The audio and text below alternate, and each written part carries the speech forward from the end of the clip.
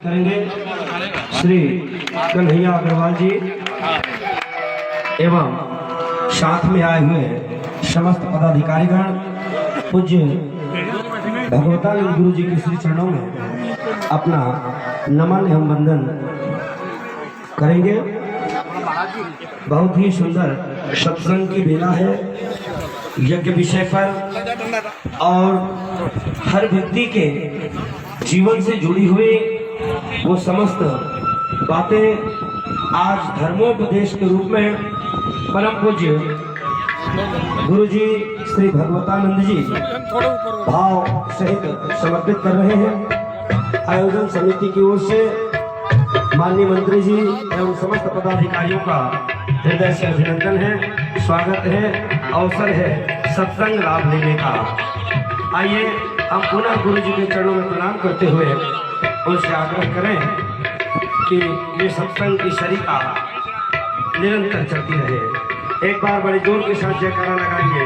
बोलो सद्गुरुदेव भगवान की, श्रीमद् जगतगुरु शंकराचार्य भगवान की, श्री रुद्र नारायण भगवान की। पुनः क्षमा याचना गुरु जी के चरणों में करते हुए आइए सीधे पूज्य महाराज श्री से जुड़े। आप सभी लोग भाव भक्ति के साथ पूज्य महाराज श्री के आशीर्वचन को श्रवण करेंगे। प्रेम से बोलिए आनंद कंद भगवान की। सताम विभूतिया महाराज जी ने अभी बताया उनको काफी कष्ट है, कुछ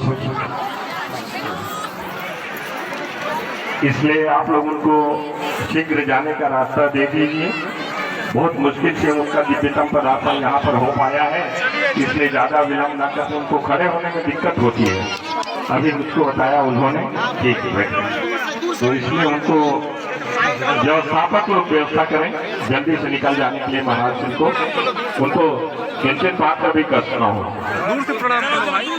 भक्ति का ये तात्पर्य नहीं है कि संत को चलते हुए रास्ते में रोकना, ये थोड़ा सा मुश्किल सी बात लगती है, इसलिए कि आप लोग कृपा करें। दूर से ही प्रणाम करेंगे तो भी वही आशीर्वाद, उनका तो दर्शन ही काफी है। चरण स्पर्श तो बहुत दूर की बात है, उनका दर्शन कर लेना ही हमारे लिए परम सौभाग्य।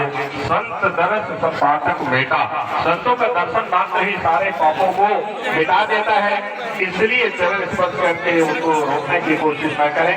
शीघ्र आप रोक जाने दीजिए और जरा भी विलंब उनको ना हो, कमर में उनको तकलीफ में दर्द है।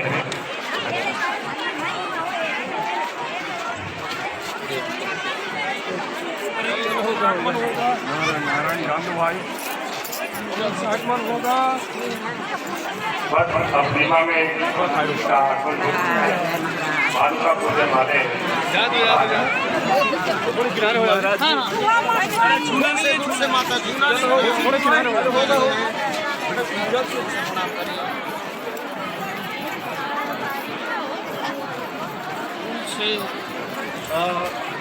गुरुदेव चरण से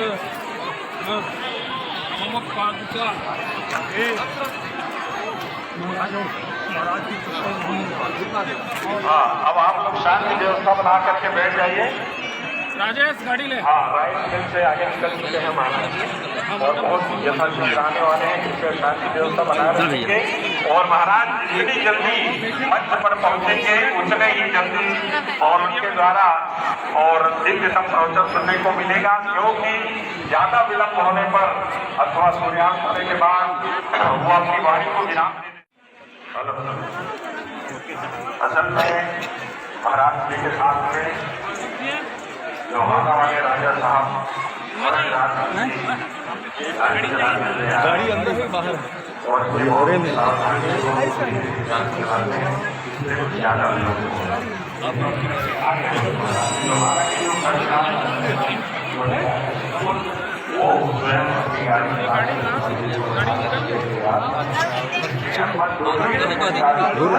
गाड़ी निकल गया।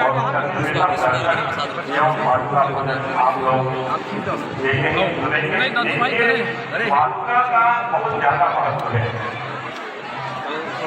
गुरु के चरणों की पादुका, भगवान के चरणों की पादुका आप लोग जानते हैं कि जिस समय भरत जी भगवान आपको बनाने के लिए शुरू हो गए बहुत धन्यवाद नहीं किया गाड़ी भाई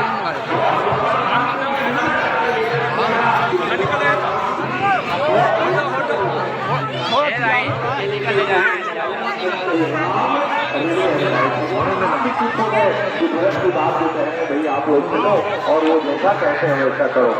अंत में भरत जी बड़े विनम्र भाव से भगवान की विनती किए, तो उनकी विनम्रता को देख करके भगवान ने कोई द्रव्य, कोई हार, कोई सोना, कोई चांदी नहीं दिया।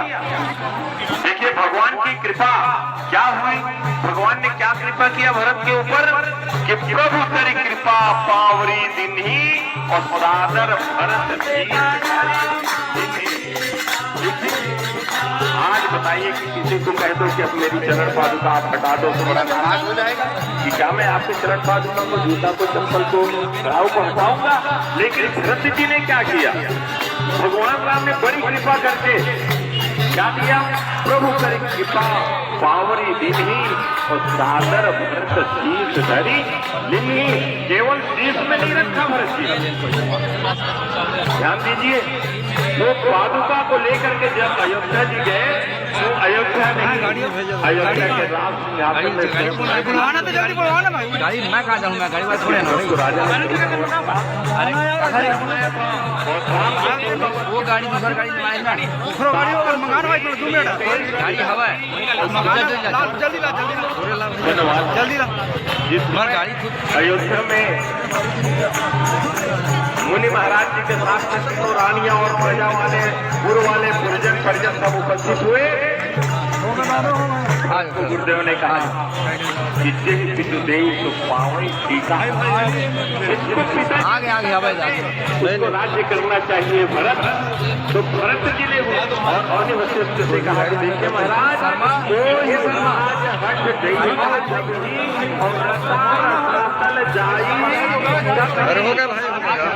ननिहाल से अयोध्या नहीं पहुंचा है, देहांत हो गया। बता रहे थे सब व्यस्त हो जरा थी। बनवारी को चले गए, मेरी भाभी वह सीता जो पलक बीज तजगोद की डोरा और प्रिय लतीन कठोरा वह मेरी माता सीता, इन्होंने पृथ्वी पर अपने पैर रखे। महाराज जी अच्छा बसो तो साइकिल में मम्मा आओ आओ महाराज जी बुला दो एक सेकंड आगे तक आप लोगों के लिए।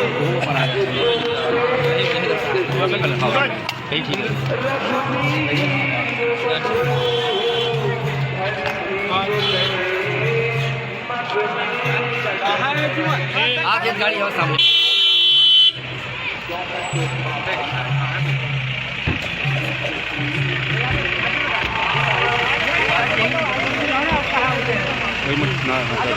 चलो गाड़ी आगे तो नहीं है, आगे वाला गाड़ी है, आगे वाला आइए कौन सी गाड़ी सीधा बैठेंगे राजेश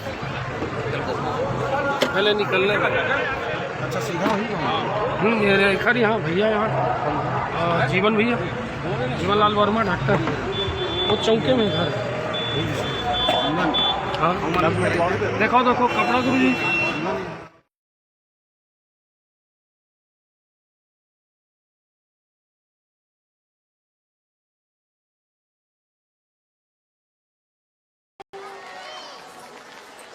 तो कहने का अर्थ है कि हम जीवन में जब धर्म का पालन करें या धार्मिक शब्द का प्रयोग करें या धार्मिक अनुष्ठान आयोजन का, कहते हैं ना धर्म निरपेक्ष, भारत एक धर्म निरपेक्ष देश है।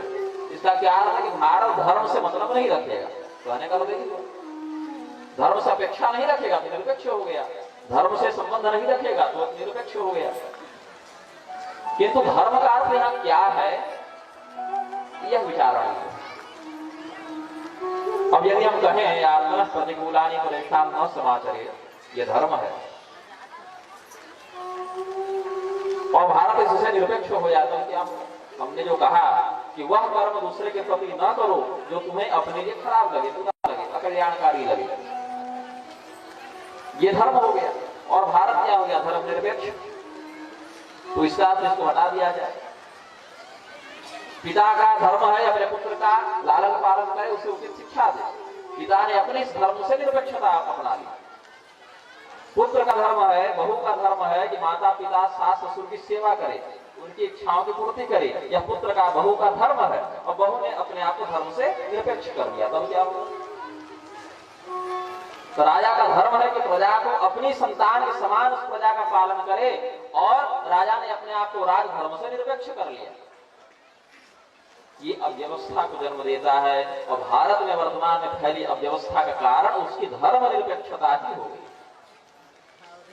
भारत को सदैव धर्म सापेक्षता के कारण ही विश्व गुरु बनने का गौरव प्राप्त था, और भारत धर्म निरपेक्षता के ही कारण सामाजिक या व्यक्तिगत रूप से भी पतित होता जा रहा है। अपनी मर्यादा और अपनी तेजस्विता का ह्रास होते देखना बहुत दुखकारी होता है। जो व्यक्ति, जो चेतन व्यक्ति नहीं, चेतन घृणा, भय, लज्जा, जुगुप्सा इत्यादि अष्टपाशों से बंधा हुआ है, संसार में फंसा हुआ है, वह जीव है। और संसार से मुक्त हो गया वह शिव है। पास अध्वस राजीव, पास मुक्त सदा शिव। अब ये तो गंभीरता से विचार करने पर समझ बात आई। और ऊपरी भाव से देखेंगे तो शिव बनने के लिए क्या क्या चाहिए? शिव जी ने ब्रह्मा का माथा काटा, शिव जी ने गणेश जी का माथा काटा, शिव जी ने दक्ष प्रजापति का माथा काटा, और शिव जी ने विषपान किया। तो शिव जी बनने का फार्मूला यही समझ में आएगा ना। बाप का माथा काट दो, बेटा का माथा काट दो, ससुर का माथा काट दो, जल पी लो, बन गए शिव।